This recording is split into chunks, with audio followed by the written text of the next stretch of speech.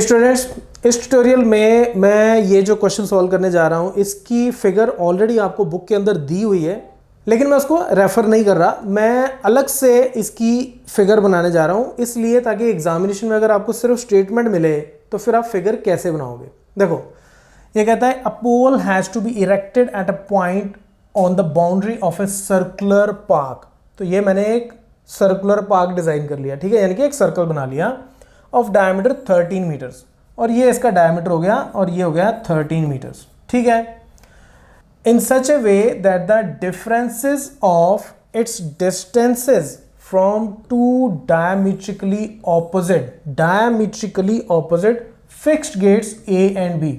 वो कहता है दो गेट हैं, इस पार्क के दो गेट हैं जो डायमीट्रिकली ऑपोजिट हैं। तो यानी कि अगर एक डायमीटर है तो उसके एक साइड पे, इस साइड पे गेट ए है और इस साइड पे हमारे पास गेट बी है। तो यानी कि ए और बी को अगर ज्वाइन करें तो वो एक डायमीटर बनाता है। तो ये हो गया डायमीट्रिकली ऑपोजिट।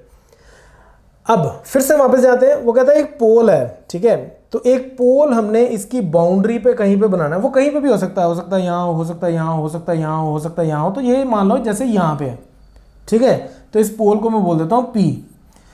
अब वो कह रहा है कि इस पोल का जो डिस्टेंस है, differences of the distances from the two diametrically opposite fixed gates A and B. इस पोल का डिस्टेंस इससे, ये B से, और डिस्टेंस इसका A से, ठीक है, ये डिस्टेंस और ये डिस्टेंस, इसका जो डिफरेंस है वो है 7 मीटर्स।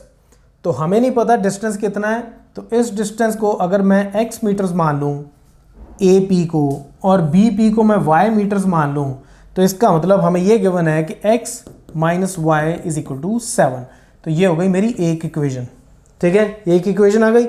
अब P कहाँ पे है मुझे नहीं पता, तो मैंने कहीं पे भी पॉइंट बना के इसको यहाँ पे इस तरह से यूज़ कर लिया। अच्छा, अब वो कहता है कि क्या ये पॉसिबल है, क्या ये पॉसिबल है। ये पॉसिबिलिटी कैसे फाइंड आउट करेंगे, इसके लिए हम डिस्क्रिमिनेंट यूज़ करेंगे। कैसे, मैं बताता हूँ। देखो, एक इक्वेशन आ गई x और y में, तो इसको तो मैं सॉल्व कर नहीं सकता, तो मुझे एक और इक्वेशन चाहिए होगी x और y में ही, सीधी सी बात है। देखो, अब ये डायमीटर है, तो इसका मतलब ये सेमी सर्कल बन गया ऊपर। अब सेमी सर्कल में बनने वाला कोई भी एंगल वो हमेशा क्या होता है, 90 डिग्री, ये हमें पता है। सेमी सर्कल में कहीं पे भी कोई पॉइंट हो तो वहाँ पे हम जो एंगल ड्रॉ करते हैं वो 90 डिग्री होता है। तो इसका मतलब ये जो ट्रायंगल है ये एक राइट एंगल ट्रायंगल हो गई, ठीक है। APB is a right angle triangle, so now we know triangle APB is a right angled triangle. क्यों? Because angle in a semi circle. तो angle in a semi circle हमेशा क्या होता है, 90 डिग्री का एंगल, ठीक है। तो यहाँ पे मैं पाइथागोरस थ्योरम लगाता हूँ। ये 90 डिग्री, तो इसके सामने वाली साइड जो है ये हाइपोटेन्यूज हो गई। तो this implies AB square will be equal to AP square plus BP square because of Pythagoras theorem, ठीक है। ये पाइथागोरस थ्योरम लग गई यहाँ पे, और पाइथागोरस थ्योरम का मतलब क्या हो गया, AB की वैल्यू है 13, तो 13 square is equal to AP हमने माना x स्क्वायर प्लस BP है y, तो ये हो जाएगा y square. So this implies x square plus y square is equal to 169, और इसको बोलते हैं इक्वेशन नंबर 2। और अब हम एक काम करते हैं, इक्वेशन 1 में से या तो x की वैल्यू निकाल लो या y की वैल्यू निकाल लो, और उसको हम यहाँ पुट कर देते हैं। तो इसी को मैं यहाँ पे यूज़ करता हूँ। नाउ हमारे पास क्या है, x minus y is equal to 7, so this implies x is equal to y plus 7।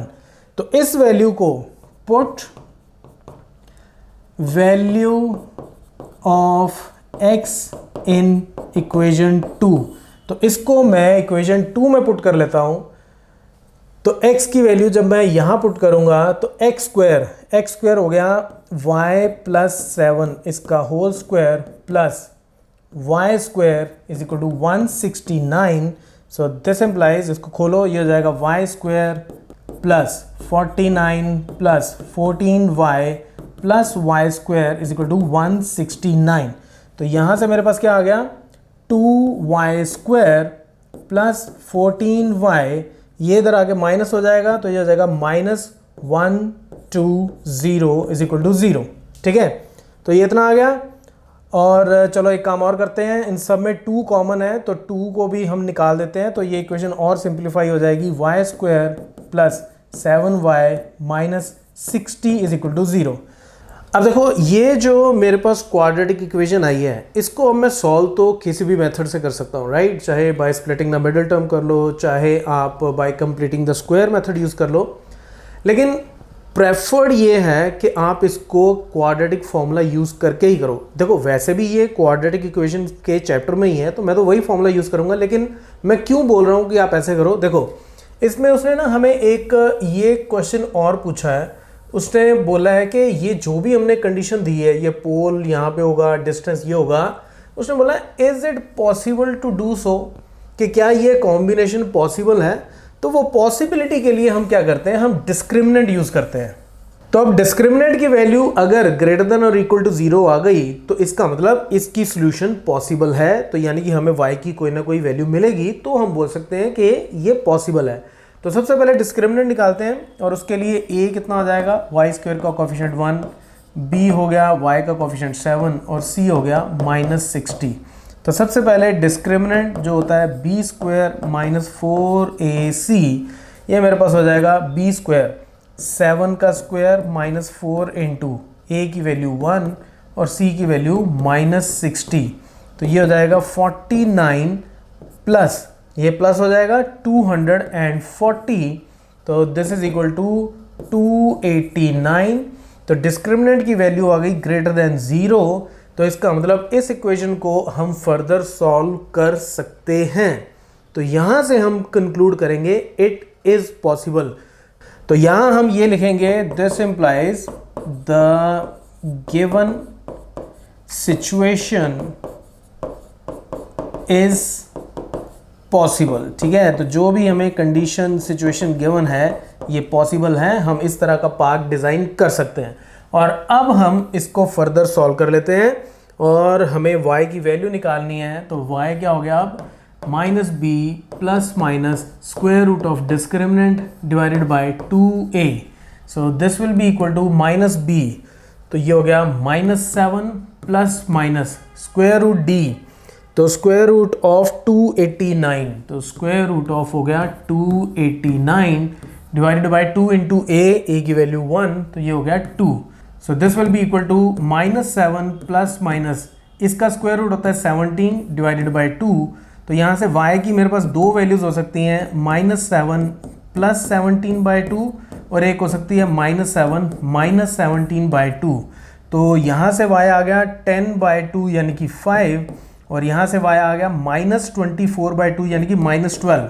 तो -12 वाली वैल्यू तो हम रिजेक्ट कर देंगे। क्यों, y क्या है, y एक्चुअली डिस्टेंस है। अगर आप यहाँ देखो तो y जो है वो p और b के बीच में डिस्टेंस है, और डिस्टेंस जो है वो नेगेटिव नहीं हो सकता। तो इसलिए हम क्या करेंगे, यहाँ पे हम ये लिखेंगे this implies y is equal to 5 metres, और साथ में आप लिख दो reject y is equal to -12 meters because distance cannot be negative। ठीक है, तो ये वैल्यू हमने रिजेक्ट कर ली।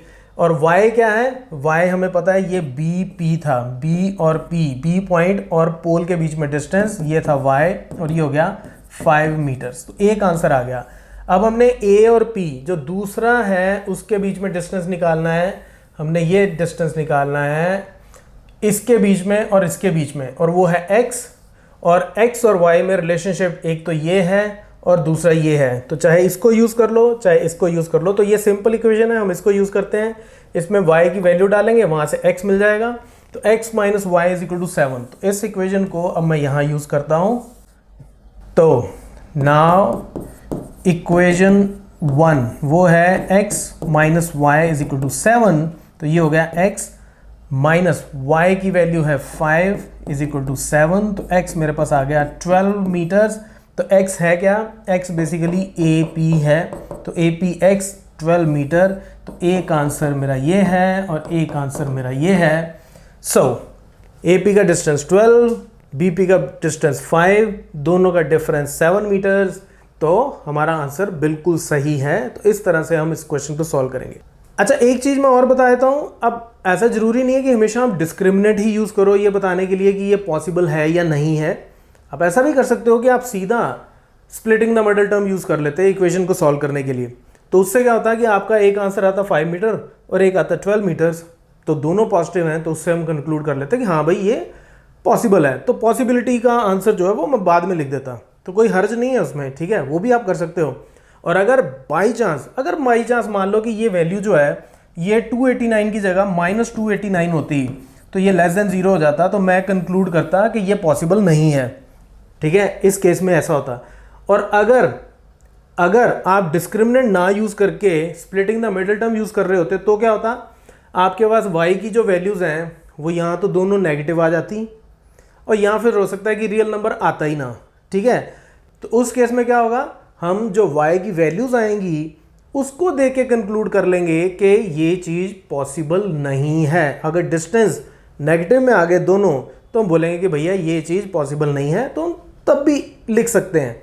तो ईदर वे आप कोई भी मेथड यूज कर सकते हो, लेकिन बेस्ट मेथड क्या है, हमेशा मैंने बताया है कि सबसे अच्छा मेथड होता है आप डिस्क्रिमिनेंट यूज करो। एक तो स्टेप बाय स्टेप आप इसको लिखते हो तो आपको मार्क्स भी ज्यादा मिलते हैं, जस्ट इन केस कोई गड़बड़ हो जाए लेटर स्टेज पे जाके, राइट। सो आई होप ये वीडियो अब आपको अच्छा लगा होगा and you would like to share it with your classmates and your friends.